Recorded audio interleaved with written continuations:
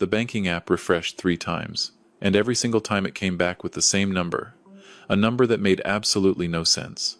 I stood in my kitchen at 5:40 inches the morning, still in the flannel shirt I'd fallen asleep in, staring at my phone like the screen was going to change its mind. That can't be right. That's a glitch. Bank apps glitch all the time. They don't. I'm Ray Kowalski. I'm 54 years old. I own Kowalski's Auto Body on the southwest side of Detroit, and I have for 26 years. I know hard work. I know what it means to build something slow, honest, and real, with your hands and your reputation and nothing else. I thought I knew my life. I thought I understood every piece of it, until a Friday morning in October showed me exactly how much I'd been choosing not to see. I want to tell you this story because I think some of you are going to recognize the feeling inside it, maybe not the details, but the specific cold sensation when something you trusted completely turns out to have been hollower than you knew. If you've ever felt that, this story is for you. If you haven't, I genuinely hope it stays that way. But let's go back to that kitchen. I woke at 5:22 a.m. because the house felt wrong. Not loud wrong, quiet wrong. The kind of quiet a mechanic recognizes when a sound that should still be running isn't. Sandra's side of the bed was cold. Not just got up cold. Hours cold. I told myself she'd gone to the pharmacy on Livernois. She did that sometimes when she couldn't sleep. I told myself a lot of things that morning that turned out to be nothing but comfortable lies I was telling myself. I walked downstairs in my socks. The floor creaked in the exact places it always did. I'd been meaning to fix the 4th step from the bottom since 2021 and never got around to it. The kitchen was dark, except for the orange glow of the coffee maker still warm. That told me she hadn't left long before sunrise. Maybe 3 hours.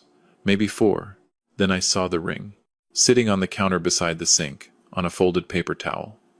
Set down carefully, deliberately.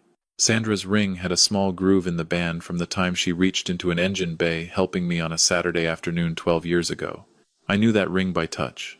I picked it up and just stood there. For about 2 seconds I was somewhere else entirely. A reception hall in Melvindale with Christmas lights strung along the ceiling because Sandra loved Christmas lights in any season. Damon, 7 years old, already in a clip-on tie he kept straightening with both hands, had fallen asleep against my shoulder before the cake was even cut. Then my phone buzzed. Joint checking, nearly empty. Household savings, gone. The emergency account I'd quietly built since the pandemic nearly ended the business, wiped. And a third notification business reserve account, transfer pending. I refreshed the screen 3 times. Then I put both hands flat on the tile counter and breathed through my nose, like a man trying not to do something he can't undo. That wasn't comfort money. That wasn't vacation money. Thursday afternoon I had manually moved funds from the business line because Monday was coming fast. 2 body techs, a part-time detailer, 12 years of front desk and bookkeeping work from Phyllis, and a stack of supply invoices sitting in a folder on my desk at the shop. That was other people's livelihoods sitting in those accounts. Gone. The note was folded under the coffee maker. Raymond, I've been suffocating in this life for years and you were too busy with that garage to notice. Trevin sees me in ways you never did. Damon needs stability I can't provide him. Don't come looking, Sandra. I read that second to last line about 7 times. Damon needs stability I can't provide him. Like she was leaving notes about a piece of furniture she didn't have room for anymore. I don't remember deciding to go to the shop. One moment I was in that kitchen, and the next I was driving through light rain on Michigan Avenue while the city barely woke up around me. Delivery trucks. A couple of guys heading to early plant shifts. A Kroger van pulling into a lot. Normal people. Normal morning. Meanwhile, my entire life had come apart at the seams somewhere between midnight and 5 a.m., and nobody on that road had any idea. Kowalski's Auto Body sat off a side street between a muffler shop and a dry cleaner with a for-lease sign that had been there since 2019. The shop sign out front buzzed faintly in the rain when I unlocked the side entrance. Inside smelled like Bondo, cold metal, and stale coffee that had been sitting since the afternoon before. 26 years of that smell. 26 years of that particular combination feeling like home. I flipped the fluorescent lights on one bank at a time. Bay 1, a Ford pickup waiting on a rear panel replacement. Bay 2, a Cadillac Escalade I'd taken on as a favor to an old customer. Bay 3, empty, except for a worn tire leaning against the wall. I sat down on that tire and put my face in my hands. And that's where it hit me. Not the money first. Not even Sandra. The fear. The specific, cold, middle-aged fear of a man who realizes that everything he spent 26 years building honestly could disappear in a single bad weekend. My shoulders shook once. Then again. Then I cried harder than I want to admit, not loud, not dramatic, just completely exhausted. Rain hit the metal roof in a low, steady rhythm. The cooling tick of engines in the back bays kept time underneath it. I've worked around machines long enough to know they usually warn you before they fail. A vibration, a rattle, something slipping before something breaks. I thought I knew how to listen for trouble. Apparently I'd stopped listening at home years ago without realizing it. Around 7:15, the side door opened. Damon walked in wearing basketball shorts, a Detroit Lions hoodie, and one untied shoe. Phone in one hand, screen dark. He scanned the shop before he looked at me. He's always done that, checked the room before he committed to it.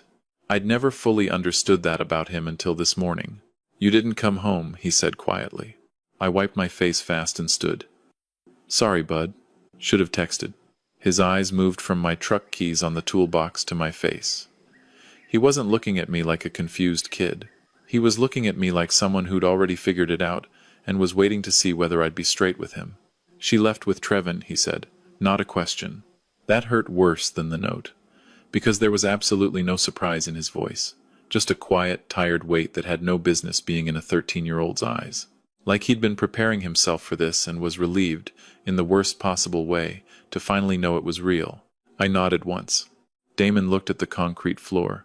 Same oil stains he used to trace into shapes when he was little, crouching beside Bay 3, waiting for me to close up for the night. He looked back up. "She took money from the business too." I started to answer. "Trevin asked about those accounts a lot," he said.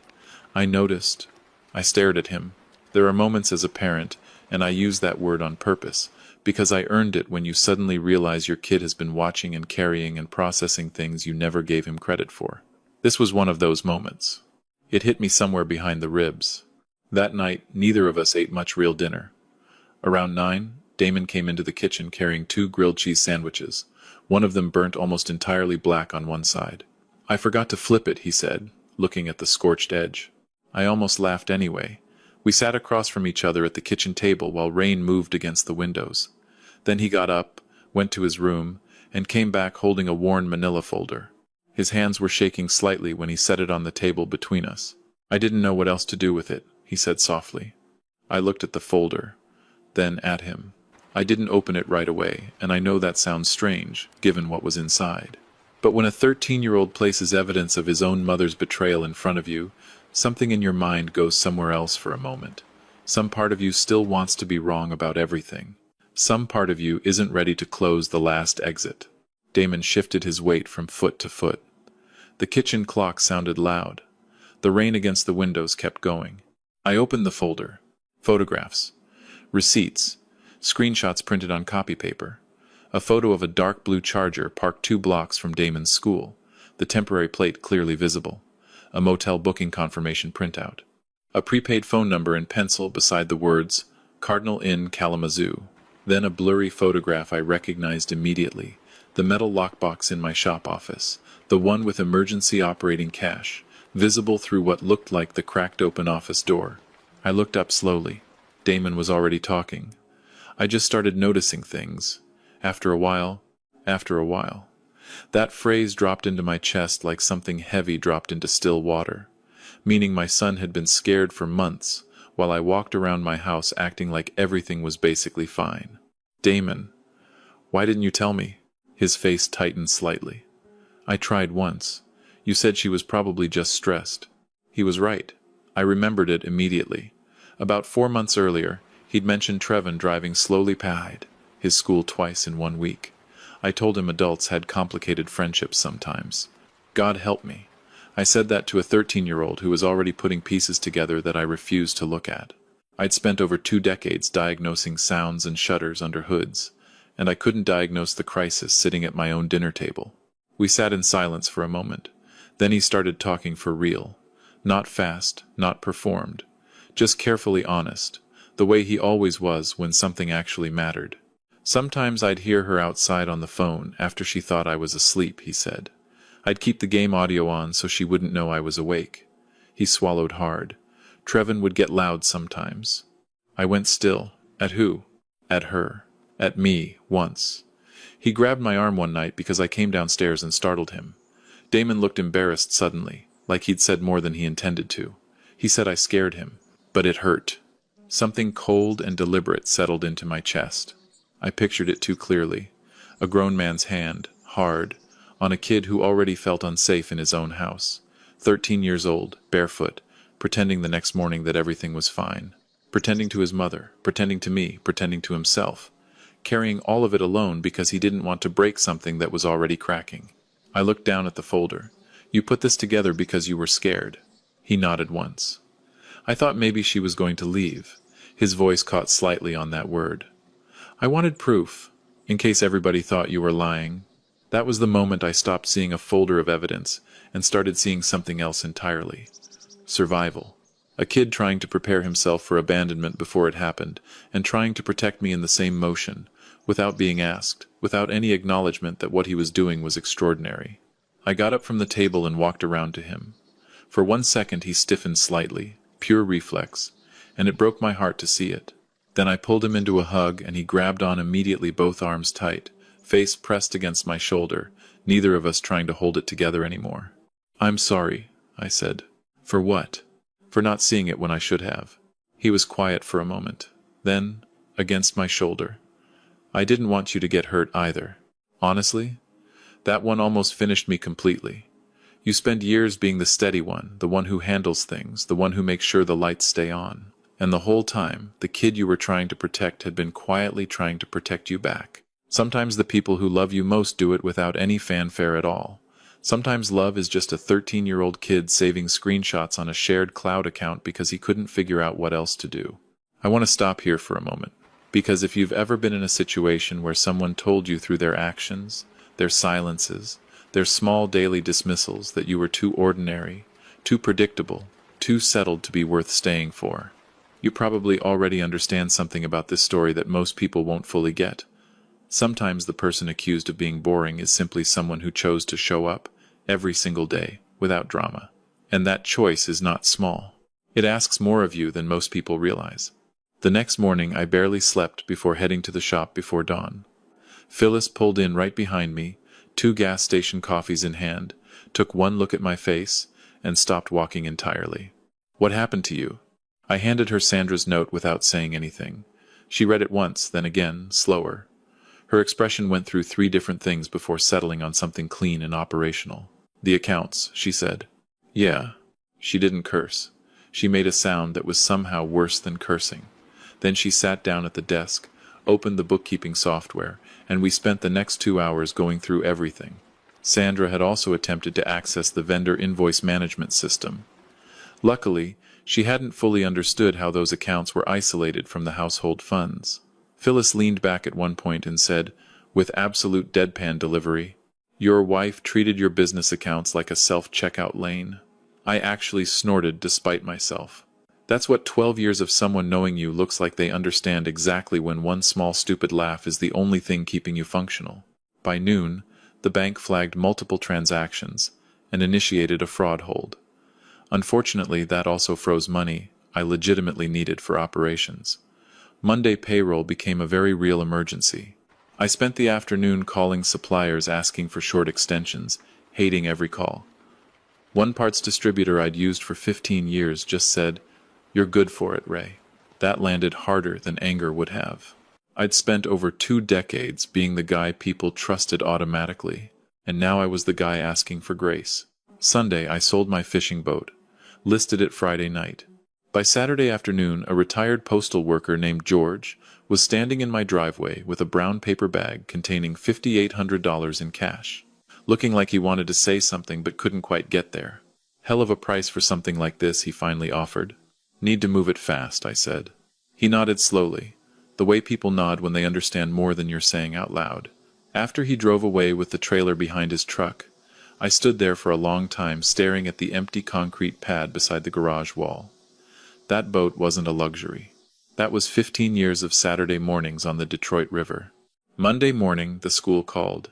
Damon had put his fist into a locker hard enough to leave a visible dent after another kid in the hallway made a comment about his mother leaving with some guy. I drove over immediately. The assistant principal sat behind her desk, carefully managing her expression, while Damon sat across from her with an ice pack over his hand, eyes fixed on the floor. "Would you like to tell me what happened?" she asked. Damon shrugged. She tried again. "The other student says you threatened him." Damon looked up. "He said my mom ran off with a loser." A pause. "That part's not wrong." The room went quiet. Then softly. "She didn't run away." He said it like he'd been thinking about exactly how to word it for a while. "She left me. On purpose." The principal's expression changed immediately. Mine changed right alongside it. That night, just after midnight, my phone rang from a number I didn't recognize. A woman's voice, low and quick. "Is this Raymond Kowalski?" "Yes." A hesitation.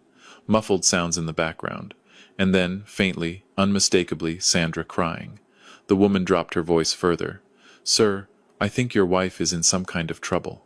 The line went dead. 20 minutes later, Sergeant Calvin Webb called me back. His voice carried a different weight than our earlier conversations. More careful. "Ray," he said, "I need you to hear me out." He explained that Trevon had an open probation case in Indiana, and his name had surfaced in connection with a fraud report.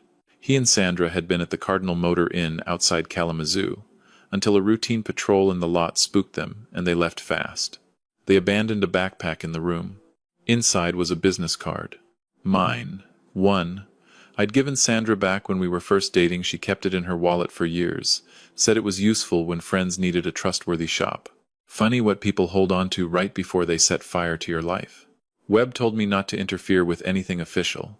My attorney, Angela Worthington, said the same. Go collect what was clearly mine. Stay calm. Don't make it about anything except recovering property. So I drove to Kalamazoo. 3 hours of gray Michigan highway, rain on the windshield the entire way, not dramatic, not hard enough to pull over, just relentless, the kind that wears on you. I passed truck stops and billboard injury lawyers, and miles of flat, wet fields that looked about as exhausted as I felt. I kept thinking about the night Sandra helped me swap out a water pump on her old Pontiac in the driveway, and we both got soaked and laughed about it for a week. I kept thinking about Damon learning to ride a bike on that same strip of concrete, furious at the physics of it, refusing to let me hold the seat. I kept thinking about 100 ordinary Saturdays that apparently hadn't been enough for her. Some things don't explode. They wear down quietly, one small slip at a time, until one morning you're standing in a kitchen holding a ring that isn't on anyone's finger anymore. The Cardinal Motor Inn sat off a highway exit between a gas station and a fried chicken place with a faded sign.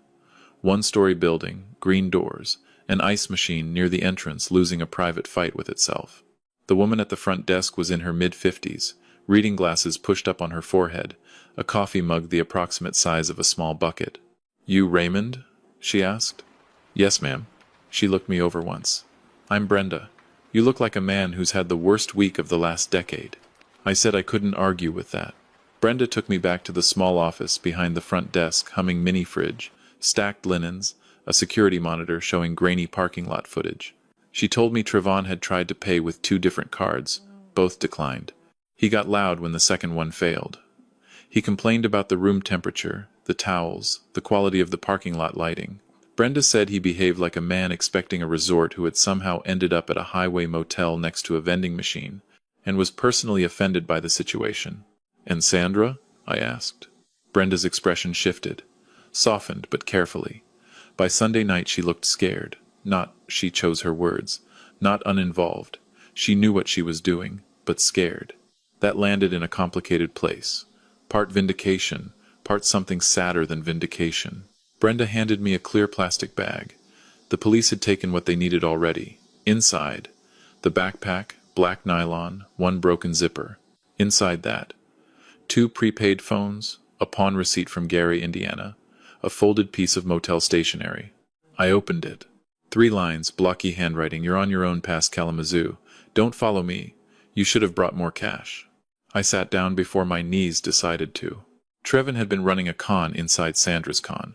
He had taken what he needed, our money, whatever she'd helped move, and had planned from the beginning to leave her stranded at a highway motel once she'd served her purpose. Sandra thought she was sprinting toward some vivid new life. She was actually just a vehicle for a man who needed a funded exit.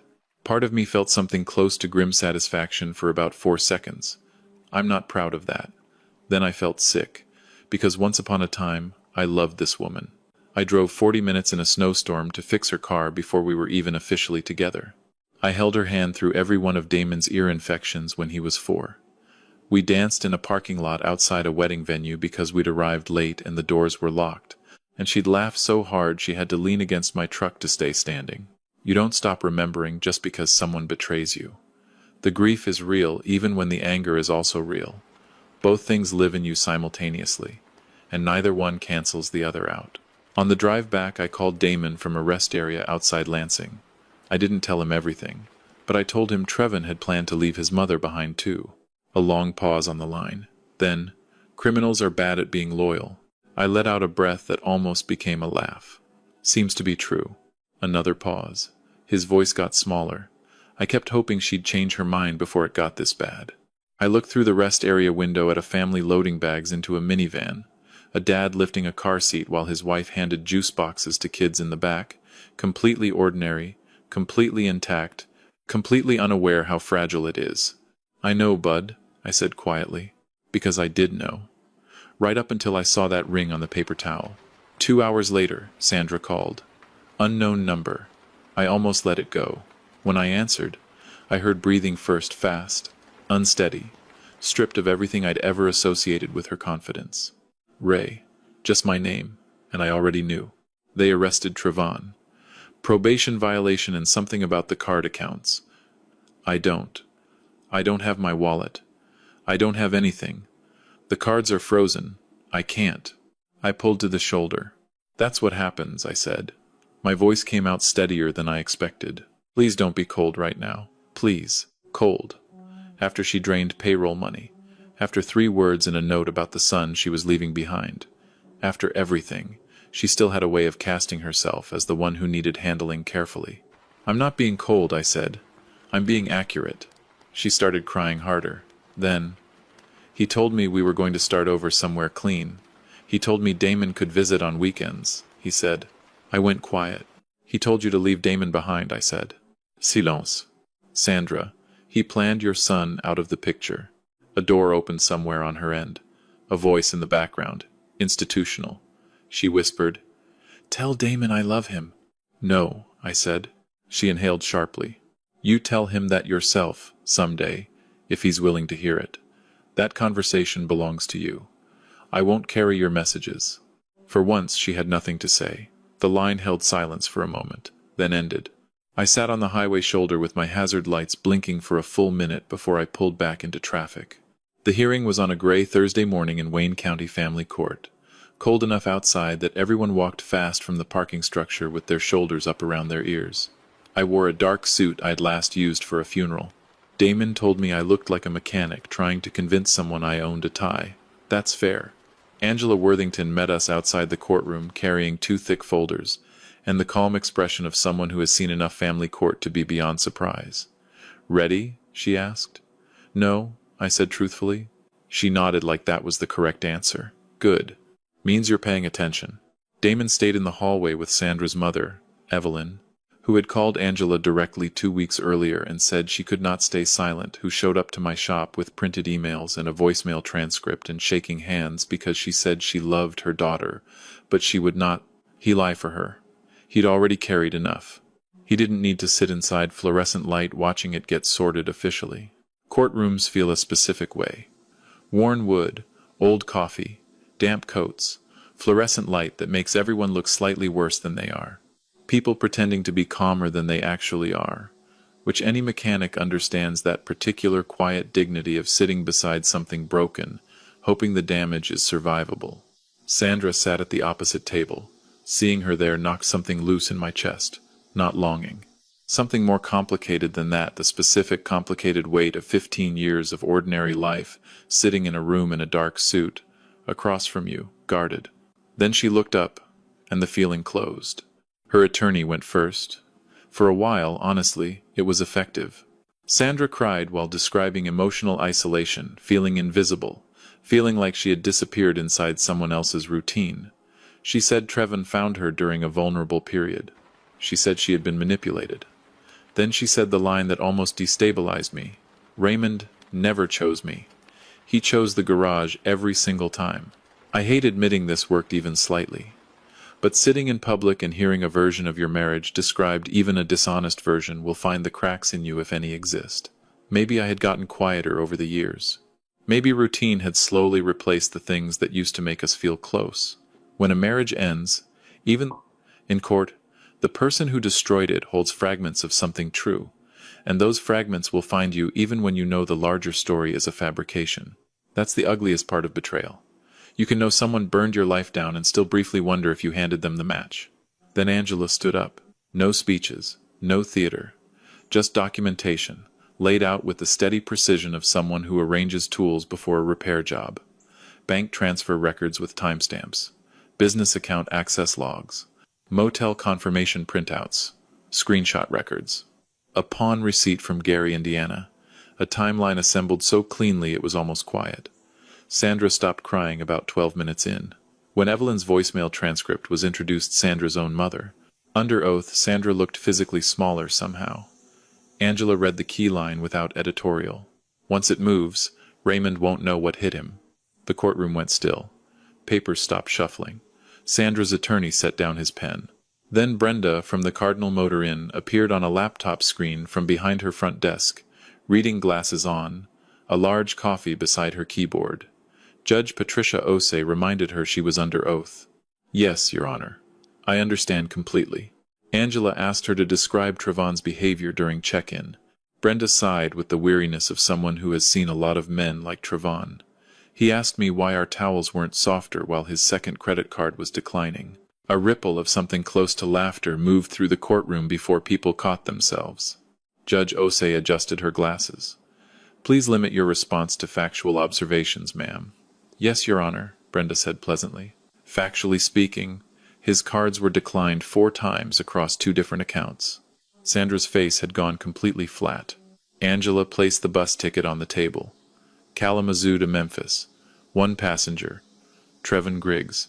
Not Sandra. Judge Osei studied it carefully. Then she looked at Sandra directly. Mrs. Kowalski, were you aware Mr. Griggs was booked on this departure alone? And that was the moment.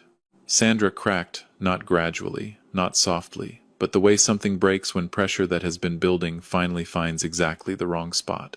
He told me we were supposed to be in Florida by Monday, she snapped. The courtroom went completely, utterly still. No papers moving. No coughing. No shifting in seats. Sandra's own attorney stopped writing mid-sentence. And Judge Osei lowered her reading glasses slowly and looked at Sandra with the specific, steady patience of someone who has just watched every piece land exactly where they expected it to land. That was the moment the case ended, before the ruling, before the paperwork. Because truth doesn't usually announce itself dramatically. Most of the time it just waits patient as a mechanic, patient as rain until someone gets angry enough, or scared enough, to say the wrong thing out loud in a room full of people who are writing it down. The ruling came down exactly where Angela had predicted. No access to business funds for Sandra. Temporary restrictions remained on all disputed accounts. Primary residential stability determinations favored me regarding Damon's schooling and living situation. A formal referral for financial fraud investigation connected to Trevon's activities and Sandra's documented involvement. Not a perfect ending. Not a movie ending. Some of the money was genuinely gone. My reputation in the neighborhood would take months to repair. Damon had years of real emotional work ahead of him, and honestly, so did I. But for the first time since that Friday morning, the truth existed somewhere official. Somewhere outside my own spinning, exhausted head. In the hallway afterward, Sandra crouched in front of Damon. He didn't walk away. He stood there quietly and let her speak. She told him she was still his mother. He looked at her for a long moment, not with anger, not with performance, just honestly. That's why this hurt so much, he said softly. Sandra started crying again. But this time Damon didn't move toward her. He moved toward me. And when he slipped his hand into mine in that courthouse hallway, something I had been holding tightly for 3 straight weeks, finally let go. A month later, things were still not fully repaired. Kowalski's barely survived the month. I took on extra work personally to rebuild reserves. Phyllis kept threatening to physically ban me from the building if I skipped lunch twice in the same week. Sergeant Webb stopped by occasionally, always pretending he just happened to be in the area. Some customers came back. Some didn't. That's how trust works. It rebuilds on its own schedule, not yours, and there's nothing you can do to rush it. One Saturday afternoon, Damon and I worked together on an old Buick Riviera that had been sitting in Bay 3 since the summer. Classic rock on the shop radio.